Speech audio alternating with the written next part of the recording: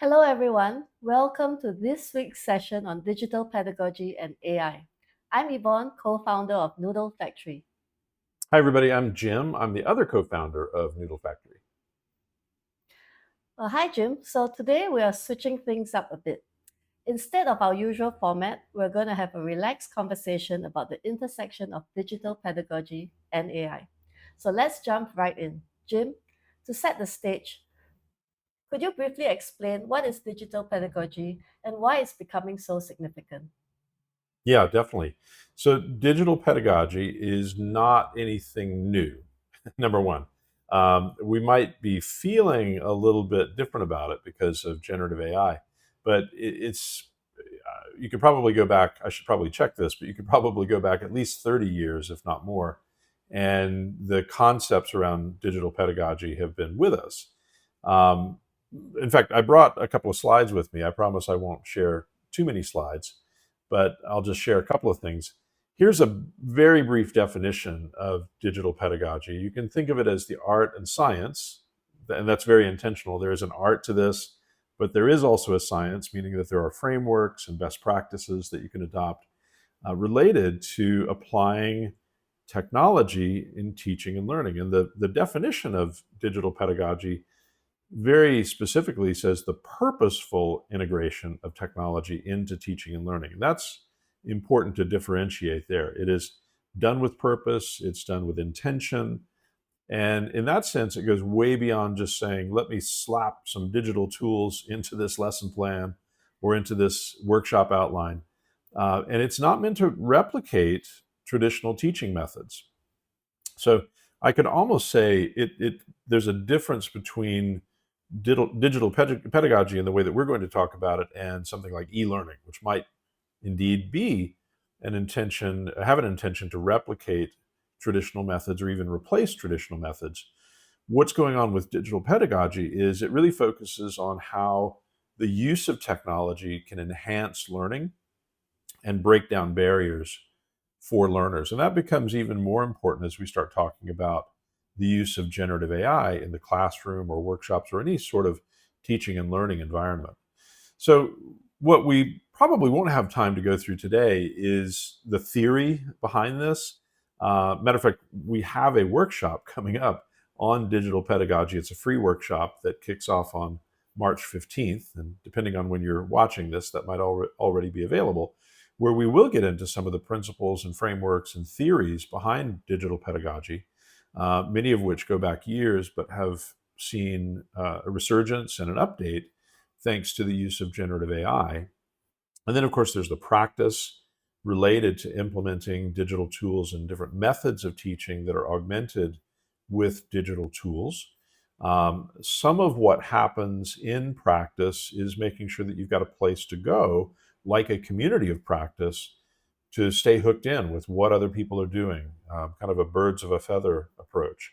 And then, thirdly, and relatedly, there's the reflection around how things are going with your application of digital pedagogy. So, this can be as simple as maybe using surveys or getting a peer or colleague to observe and provide some feedback. Could be using learning analytics and deriving or devising new approaches based on what you see in the analytics, or all of the above. But it's this critical use of technology, and I think that there is a discipline here that is known as critical digital pedagogy, which to differentiate is really looking at things like, are we contributing to or mitigating things like the digital divide? Are we making it easier for learners of all capabilities and all styles and preferences to access the learning by the ways that we're approaching the application of digital technology? So again, that's a little bit beyond the scope of what we're going to cover today, but something that for maybe a later conversation or potentially for your own learning that you might want to spend some time on. But basically here it's this use of purpose-driven tools that have a clear objective for being a part of your workshop, very intentional in selecting tools that enhance the pedagogy rather than just becoming either a nice to have or a distraction to the learning.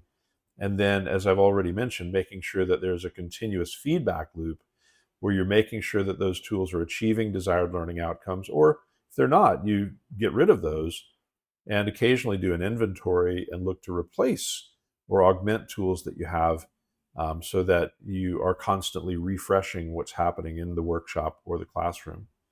And the last thing I'll share, just going back to the notion that digital pedagogy is not a new thing. If you think about multimodal learning, video content, audio resources, interactive elements, I'll throw e-learning in here as well. These are all areas that we've had for a long, long time. What we can now add to the list in very interesting ways is the use of generative AI, both for teachers, which is kind of low-hanging fruit, in the classroom or in the workshop, which is also an augmentation, relatively straightforward to implement, or real full integration into things like lessons or outlines or activities, even assessments. This is the sort of thing that we have right in front of us. And many of you are probably doing this already. You're likely here looking for new ideas or new thinking around where and how you might be able to apply generative AI in your digital pedagogy.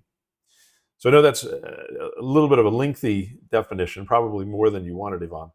But that would be, if someone asked me that question in a workshop, that's how I would essentially frame that for them. Here's digital pedagogy, and then here are the different pathways that we could go down related to digital pedagogy. That's a really good and clear explanation and really good insights. How do you see AI influencing or reshaping digital pedagogy?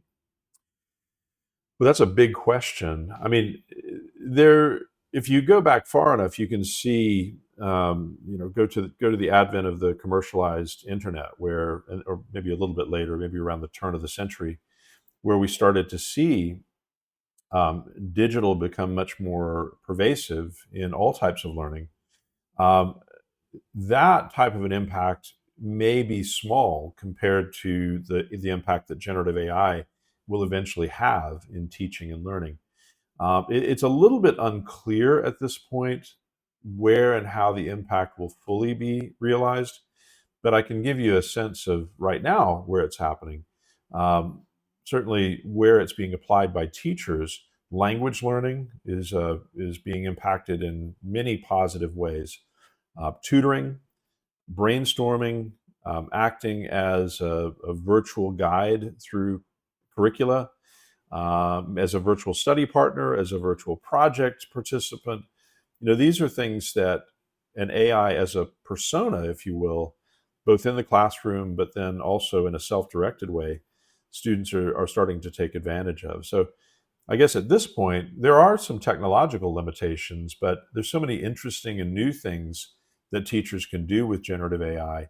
In a way, it's the limitation is really just the comfort and literacy that teachers have with generative AI at this point, and maybe the limitations of their imagination. Although in reality, what we can do is use AI as a brainstorming partner to kind of unlock new thinking on the ways that we can apply generative AI in the classroom and outside of the classroom. Does that kind of answer your question? Is that what you were Yeah, looking for?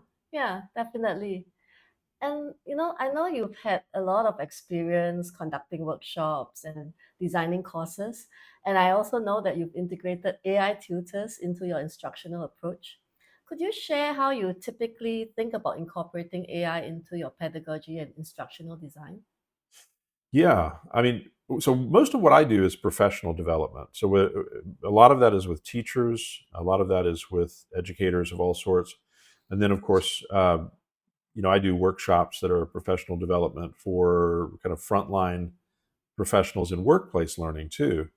And so where I have thought about this on multiple fronts is in the classroom. How can I get people to experience what it's like to, in a judgment-free environment, go in and just explore?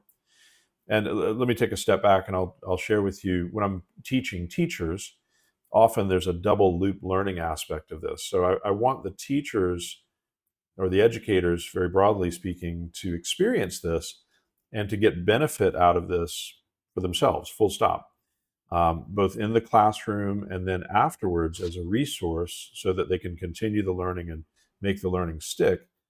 But the double loop learning aspect of this is for the teachers, especially, I want them to really, through that experience, consider where and how they can apply these generative AI tools in their own practices. And so often the activities that I'll introduce in the classroom are two pronged in that way. So learn about the tools, increase your literacy about the tools, but also consider the learning impact or the learning outcomes that you might drive as a result of deploying the tools. A really simple example, just I think it was last week or the week before, I did a workshop with teachers who are in language learning. And language learning, I've mentioned already, is such a wide open space with these tools. Most of the tools that you encounter today are multilingual. Many of them have voice or often video enabled. And so when you think about the ability to, as a language learner, go in and explore in really novel ways the use of the language and practice the language where something isn't understood at any hour of the day on any device, being able to really unpack that. For example, I had a French teacher in this workshop, and we were one of the exercises that I asked all the teachers to do was just imagine you're trying to get students to, in a very small way, experience some of the culture of the country or the location or the society that this language comes from. And the French teacher, we were sort of playing around with the idea of imagine you're a student, you're visiting Paris for the first time, you're ordering food, and you're engaging with a waiter. And so this was a role play that this teacher set up, and we worked on it. In the end, he demonstrated that in front of the workshop, and it was really interesting. And I'm not a French speaker, but this teacher said, yeah, the accent was really good. The cultural nuances were really good. And he said, this is something that it took me a few minutes to set up. And imagine the library of things like this that I could introduce just in the classroom. Now you take that to the next level, and what about giving students the opportunity to practice those things on their own in a way that's directed by the teacher, where there's visibility and control and measurement by the teacher? There's just so many different things that you can do with this. And that's just one small example, but I think that aspect of what I do in the workshops is it's very experiential. Some of it is I try to get teachers to look over my shoulder virtually and just show them what I do. So that's the first loop in the learning, but then getting them to experience it and plan and strategize about their own teaching practice and where and how they're going to introduce tools like this with their students or with their learners. Well, my next question is kind of like a question about what came first, the chicken or the egg. So, does the educational challenge or need come first and hence leading you to select a suitable AI tool? Or do you start with the AI tool and then find ways to integrate it? That's a really good question that I don't know that there's a completely black or white answer to that. Um, my intuition and my experience would say that don't start with the tool. And here's a bit of advice in case you would like it. Don't go chasing tools because that's sort of a fool's errand. There's so many tools that are out there already. Just in the ed tech space alone, there are thousands of tools. And that is really overwhelming. It's daunting. Even if you cut that down to maybe the dozen tools that you might be well aware of and could be a fit for you, don't go chasing the tools just because that will be frustrating. Like any good digital pedagogy, you start with what am I trying to accomplish? Maybe it's a problem, or maybe there's an opportunity that I'm trying to solve. So, what is that situation that we're dealing with in the classroom with learners? Said differently, if I had a way through the application of digital technology to overcome these problems or tap into that opportunity, what would that be? And that should guide me to tools that are useful. Often that will be the case. Going back to the language learning example, my students don't get enough practice conversationally. How can I give my students more conversational practice in ways that I know are going to be accurate and that I have visibility to? Well, these days, using generative AI can be a very straightforward way to accomplish that. Another example might be I want my students to get comfortable using generative AI, but I want them to do it in the right way. So, in a sense, I want to create AI conscious. This is a term I just heard recently in a workshop that I was doing. Uh, so, what are those AI conscious activities that I intentionally introduce? How can I maintain visibility and some control over that? Uh, Generative AI can help me with that. But back to your question about which came first, I do think, though, there are some instances where a tool has such an interesting potential that I might look at that tool and say, is there a way that I can bring this tool in? And is there a fit that I can find in the way that I'm doing my teaching and learning now? Or can I extend what I'm doing? A good example of this would be a lot of the interactive voice capabilities that are getting so much better week by week. How can I introduce that into my teaching? Because in the right situation, students can benefit from that. Whether that's a reflective exercise, a language learning exercise, maybe an engagement, a dialogue, or an interview with a historical figure, which is one of my favorite use cases. But that's a simple example of how the tool might not dictate, but guide me towards evolving a lesson plan or an activity or an exercise. I see, interesting. And ethics and safety are common concerns, and rightly so, when it comes to AI in education. Could you share a few quick tips or considerations educators should keep in mind? Yeah, this is a big topic. I recently did a workshop that was the focus, the theme of the workshop was around how to teach students how to use generative AI safely, or how to use AI in their education and their learning journey safely. The parallel track to that was teachers, educators, facilitators, instructors also need to be highly AI literate. So we can't expect students to be AI literate unless we model that behavior. And by the way, this will come as no surprise, students are way out ahead of most educators on this subject. So they have quickly figured out how to use the tools. And that really begs the question, to your point, how do we ensure that this is being done in a safe and an ethical way?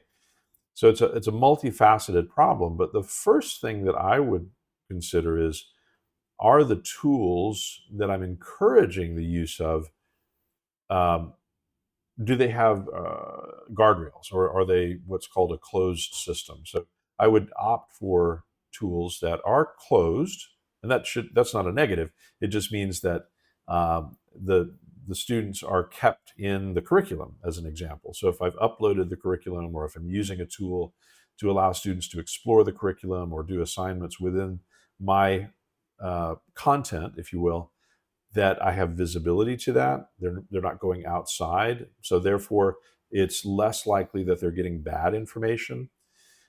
And that is one of the biggest things to consider from a safety perspective. How likely are students to get bad information? We might think of this as hallucinations, which are less common. They're getting less common today, but they still happen.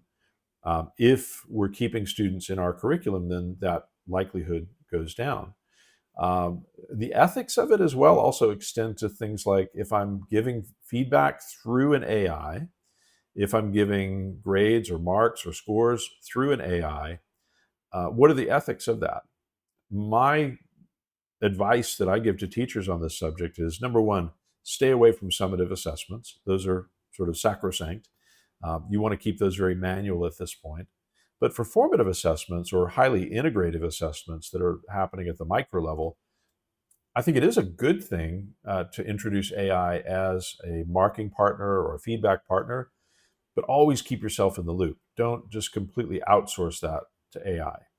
Maintain visibility and let students know that they have an off ramp if they disagree with something, if they're concerned about something, if they're anxious about what's happening and the feedback that they're getting or the marks that they're receiving. Give them that off ramp, or that direct line back to you to say, "Hey, I'm concerned about this," or "I don't agree with this."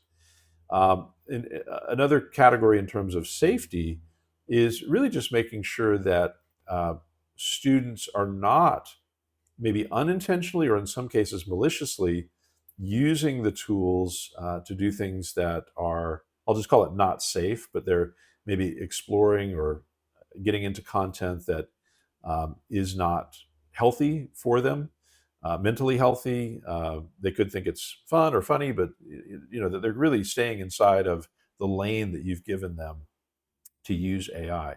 The good news is that most of the tools have guardrails, and like it or not, they're going to keep you within those guardrails. So if you start exploring maybe a genuinely academically aligned area that might be a little bit sensitive, probably the tools are going to wind back a little bit and say, I can't discuss that, or we can't go there.